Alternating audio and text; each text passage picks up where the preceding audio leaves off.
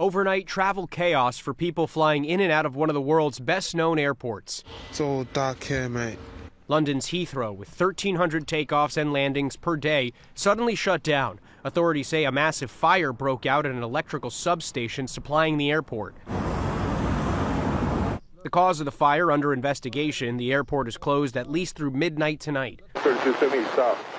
Stop was 3278 stop. Back in the U.S., new questions for Southwest Airlines after a mishap in Florida yesterday. A flight to Albany, New York was forced to abort takeoff from Orlando because the pilots weren't even on a runway.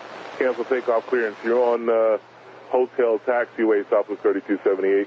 Southwest 3278, yes sir, which stop? The crew instead started their takeoff roll on a taxiway, a low-speed lane planes typically cross to get to their assigned runway. Southwest saying the crew mistook the surface for the nearby runway. The FAA now investigating. It recently investigated Southwest for multiple close calls, including a flight to Hawaii that came within 400 feet of the Pacific Ocean, and another from Arizona that experienced a so-called Dutch roll, a rare loss of control that causes the plane to wobble in midair. Oh. Meanwhile, new details about this dramatic crash landing of a Delta flight in Toronto last month, the plane flipping before bursting into flames. Everything, drop it!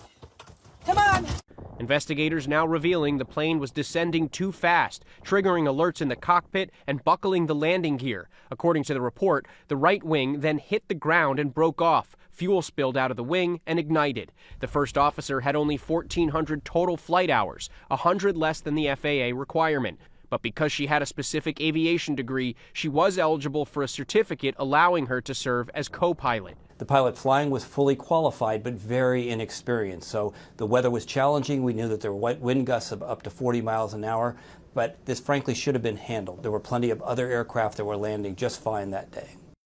20 people were injured in that crash. As for the situation at Heathrow Airport, some flights are being diverted to other airports in the UK.